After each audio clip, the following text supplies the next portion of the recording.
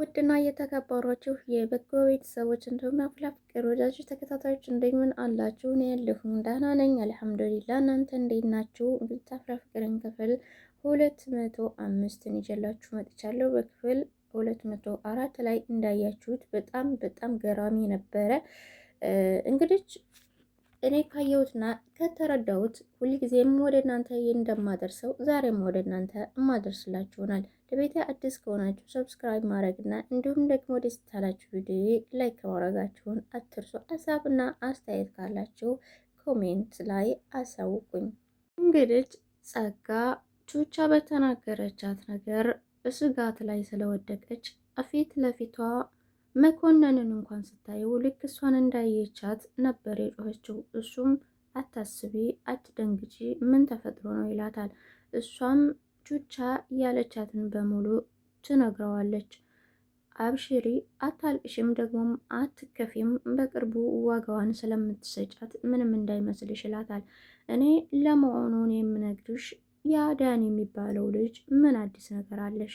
አጥና ያልሽውንስ እያጠና ነው ወይስ ምንድን ነው ይላታል።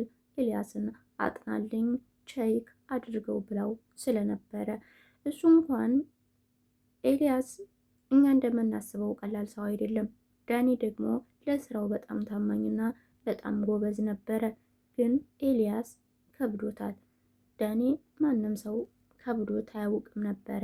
ለስራውም ታማኝ እንደሆነ በጣም ብዙ ሰዎች ይመሰክሩለታል። ግን ኤልያስን በጣም እንደከበደው ይገባኛል።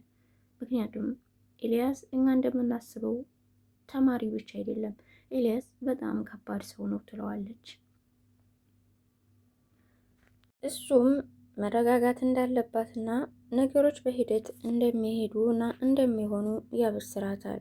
ያም አለ ይህ ዳኔን ከደመራ ጋራ ይገናኛል ብለውና ምስጢር ይመሳጠራሉ ብለው ስለጠረጠሩት ደመረን ጋራ ዳኒ ከደመረ ጋራ መገናኘታቸው ምንም ሰላም ስላልሰጣቸው፣ ምክንያቱም እሱ የሚገናኘው በጭንቀት ነው፣ ወዶ ወይ ደግሞ ምስጢር ኖሮበት አይደለም።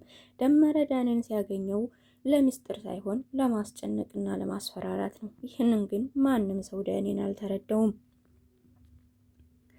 ሆኖም መኮንን የዳኒን ቁጥር እንድትሰጠው ጸጋን ይጠይቃታል። ጸጋም ለመኮንን የዳኒን ቁጥር ትሰጠዋለች። እንግዲህ መኮንን ዳኒን እንዳገኘው እንደማያውቀው እና ምንም እንዳልተፈጠረ ወይም እሱ ደግሞ የሆነ እርዳታን እንደፈለገ አስመስሎ ነበረ የቀረበው። የእርዳታው አንደኛው ደግሞ ንግግሩ የቤት ኪራይ እንደሚፈልግ ለዛውም ለላጤ የሚሆን ቤት እንደሚፈልግ ነበረ። ሆኖም ዳኒ ነቤዛ የነገሩት ነገር ስለነበረ እሱን በማስታወስ ደመረ የጸጋ ሰው እንደሆነ ጥንቅቅ አድርጎ ካወቀ በኋላ ሂሳቡን ዝግት አድርጎለት ስልኩን ተቀብሎት ሄደ።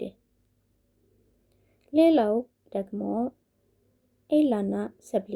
ኤላ ለዓለም ኬክ መጋበዙን እጅጉን በጣም ካንገበገባት በኋላ አላስችል ስላላት እሱን ጠይቀዋለች። እሱን ስትጠይቀው ለምን እንደጋበዛት እንደውም እንዳልወደዳትና በእሷ አማካኝነት እሷን ሊቀርብ ሰብሊን ሊቀርብ እንደፈለገ ከእሷ መራቅ እንደማይፈልግ ተነገረችው። በኋላ አይ ምክንያቱ ይሄ አይደለም፣ እሷ ጋብዘኝ ስላለች ነው እንጂ ከአንቺ መራቅማ መችስ ድሮስ እፈልጋለሁኝ፣ ስለዚህ የእሷን መብት ለማክበር ነው ሲላት በጣም ትናደዳለች።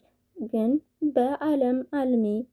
በአልሜ የቀናሽ ይመስላል ሰብሊ፣ ከፈለግሽ እኮ ኤኒታይም አለሁልሽ፣ እጋብዝሻለሁ፣ አንቺንም ተፈለግሽ ንገሪኝ፣ አትቅኒ ይላትና ያናድዳታል ማለት ነው። እሷም እንኳን በሱ ልትቀና ይቅርና በጣም እንደሚያስጠላትና እንደማትወደው አይደለም እሷን መጋበዝ ኬክ ይቅርና ገደል ራሱ ቢገባ ጉዳዩ እንዳልሆነ ትነግረዋለች።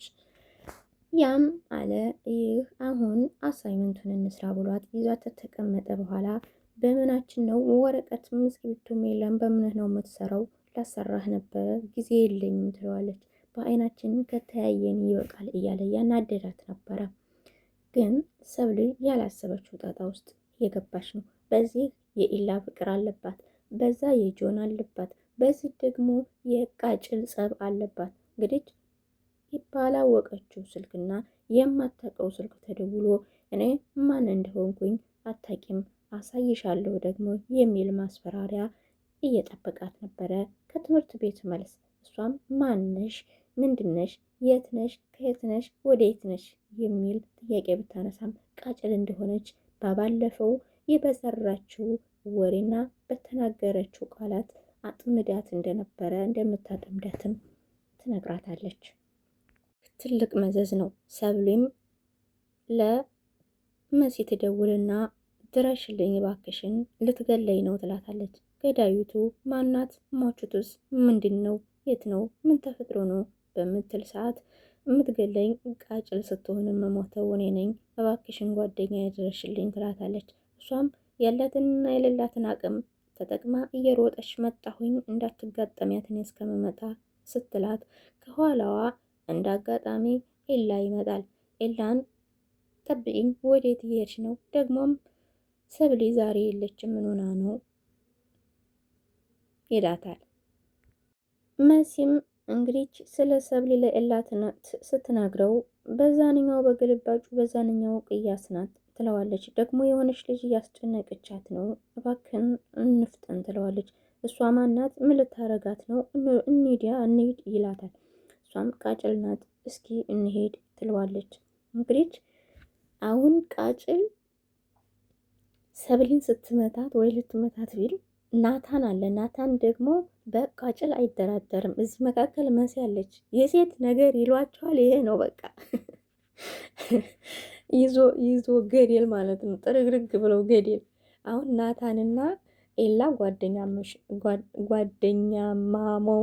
ናቸው። አማርኛው ጠፋኝ። ያለኩልሃል።